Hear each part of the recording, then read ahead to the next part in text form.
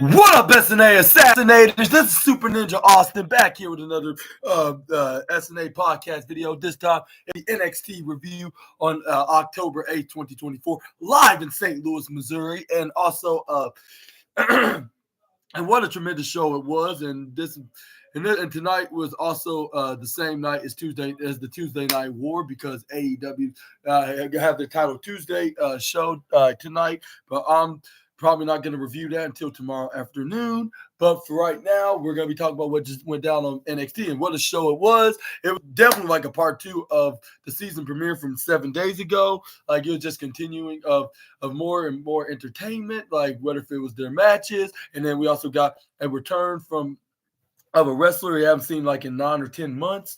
And we also saw a very miraculous main event between Javon Evans and Randy Orton. It was like how we would expect it to be, but maybe a tad more better than we did.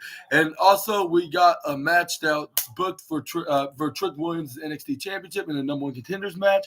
With perhaps we could see a new challenger, but with Ethan Page being involved, like trying to get a shot at the championship. But some telling me this particular wrestler is going to be the next challenger for Trick Williams' title at Halloween Havoc. But we're gonna get into it, and then starting off with that with Trick Williams is entering the ring. But they also showed a clip from earlier in the day. It was Randy Orton and Javon Evans was getting into the building. This is where we got them showing the recap from what happened in the men's and women's championship match, and with them scheduling for their match, 6-woman tag match between Kalani Jordan and Bianca Belair, with them sending a message to the Fatal Influence, and that match was totally good. But let's and also we I want to say before I begin, there was a little teaser of a potential women's tag match, like showing that the women's division is getting more and more prestigious from the over the years,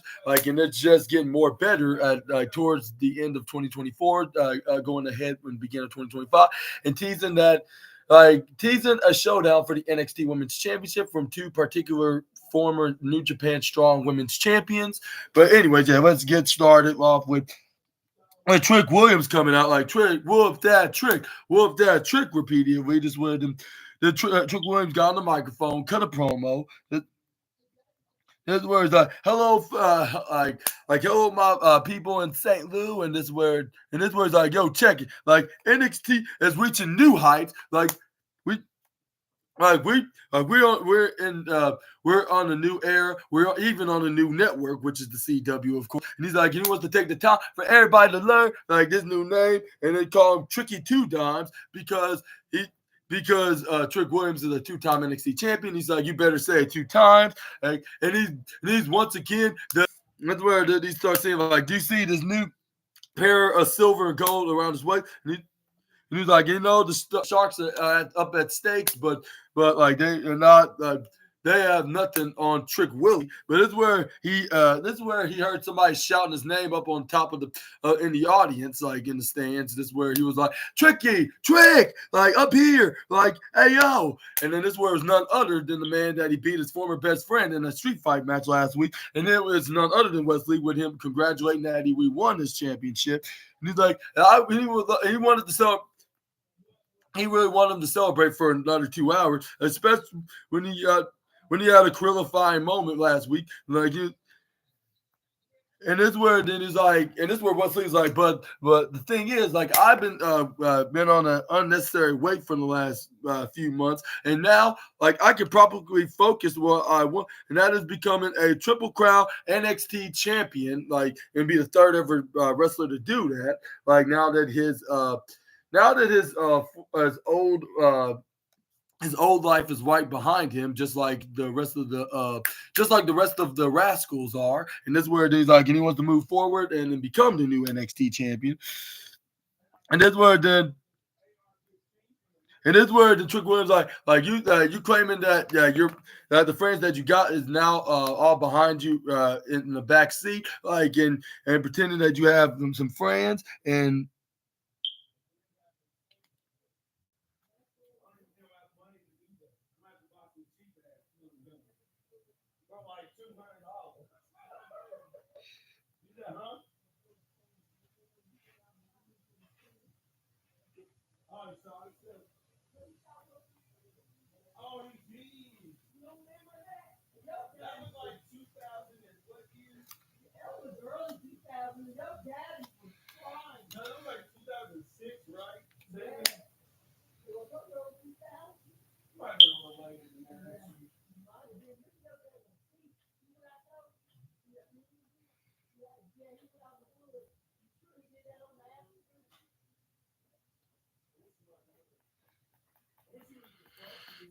That's what Trick Williams and this is where they point out that he stabbed his friends in the back, and then he knows how they feel because he's been in that role before. Given what happened between him and Carmelo Hayes in the beginning of the month, of the year. What's the month? The beginning of the year. I'm so mixed up sometimes.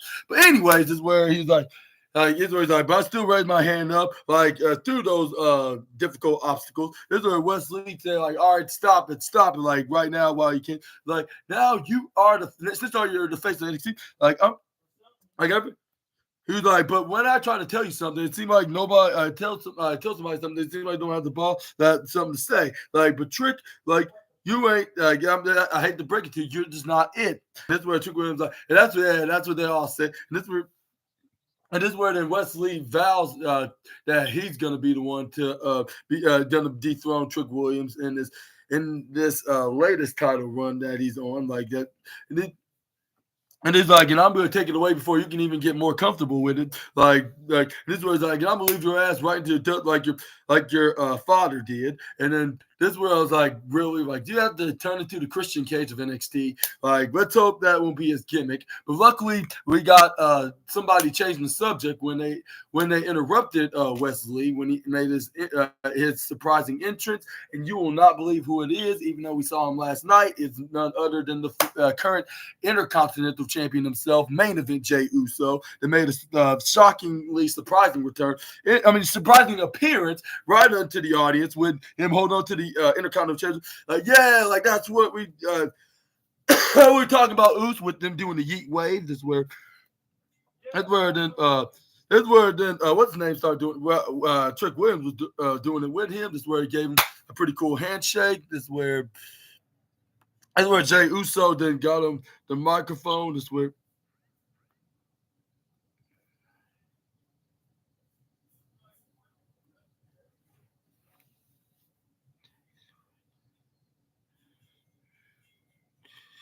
And this was the Jey Uso then welcomed himself. He's like, now it's still in your city 24 hours later. Like, because they were still in St. Louis because they've been there since last night on Raw. And this where the Trick Williams like, yeah, like I seen you on your big victory last night against Xavier Woods. He's like, yeah, I know you talk, like, and I know you look good, and he's like, and we both got both gold on our way. I'm the NXT champion, you're the Intercontinental Championship, and again, and we. It's like we're both gonna. You best we're gonna both gonna whoop that trick. Like since we both have these titles around our waist.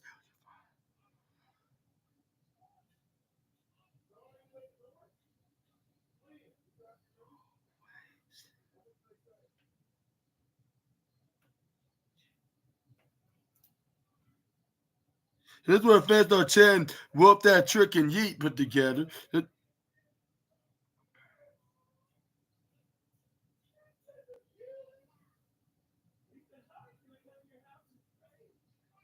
this is where and then Trick Williams' music started playing. This is where they were whoop that trick yeeting put together. It's like some kind of a remix of both of the chants, like put in one song. Like if it's Trick Williams' theme song into a remix with Jey Uso's catchphrase, of course, with them saying whoop that trick yeet, whoop that trick yeet. You get the point.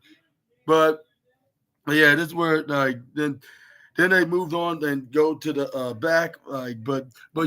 This is where we're gonna see more of Wesley trying to get a shot at Trick Williams' NXT championship and stuff.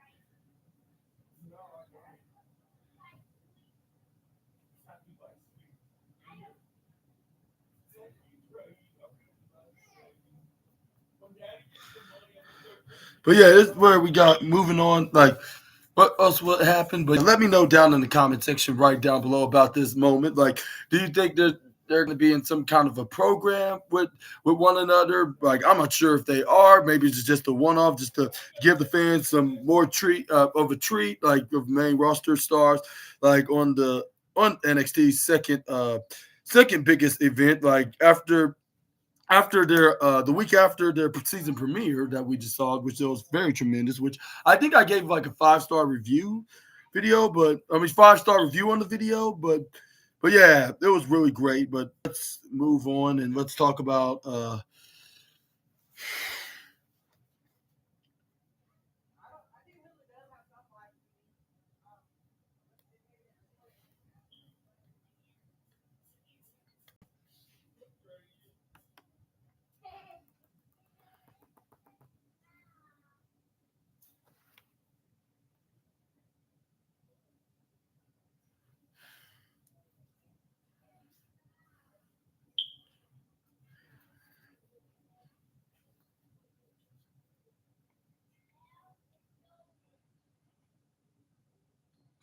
oh, that's right. It was Fallon Henley and JC Jane and Jasmine Nix of the Fatal Influence then came out like right after Bianca Belair, Kalani Jordan, and Jay Cargill did. That's where it started off. What I believe was Fallon Henley and Kalani Jordan, which Fallon Henley got the first offense in. Is where she tossed JC Jane right into her when she tagged him. But this is where JC tags in Jasmine Nix with her snapmare and Kalani with Fallon running right to the left side, hit a running forearm strike right to the face of the poor women's North American champ. While Jasmine Nix hits that running shiny wizard kick frame right into the front of her face. This is where then she tried to go for a cover, but this is where Kalani kicks out to 1.1. This is where then we got Jasmine Nix tried to go for a clothesline. Kalani Jordan ducks. She goes for a leg sliding right to the right corner rope. Arm drags her right into the corners where she hits her with a middle drop kick. Kips up. That's where we got JC Jane and what's the name? And Fallon Henley try to come in and try to help out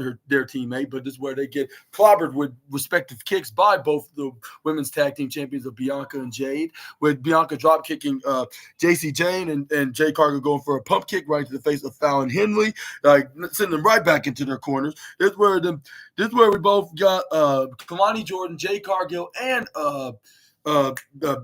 Jay Carter and Bianca Belair picked up all three members of the Fatal Influence. This is where they did the respective body slams onto the heel faction, like boom, right into the middle. This is where they showed their strength. This is where they showed their like flexing their muscles, which like they look very ripped with them teeny tiny guns. Well, except for Jay Cargo and Bianca, of course. But you get what I'm trying to say. But anyways.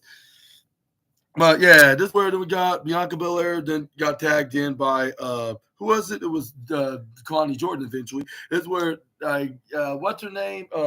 Jasmine Nix tags in Fallon Henley. This is where they gone in with Bianca Belair getting Irish whip right into the upper right corner side. But this is where she whipped. This is where she went right up in the middle of. She's like she tried to play a little game of wrestling bullfighting, like taroing the angry bull of Fallon Henley, trying to attack. But this is where she did the backflip, the say Olay. This is where then she what's that called? Tilt her shoulder right into driven it into the midsection of Fallon Henley. This is where Bianca Belair started hitting some right hands right into the face onto Fallon Henley, like about 10 straight times in a row. This is where then no, actually 13 times until JC Jane tried to pull on her hair, but I believe like she did not heed no warnings from when women did that before to her. Like just ask the likes of Shayna Baszler and Shayna Baszler, Becky Lynch, and Sasha Banks, which she's going by. I'm not sure if I should mention her by the other company name, but this is where we got Bianca Belair. Either way, she pulls on her hair, she pulls back her hair. This is where she clotheslines JC Jane, picks up Fallon Henley, start going for a march right up on the middle of the ring. This is where she goes for a kip up. This is where then Bianca Belair then waited for Fallon Henley to roll right into the middle of the ring so she could go for that cartwheel flip into the left side, hits the springboard moonsault onto her, try to go for a cover.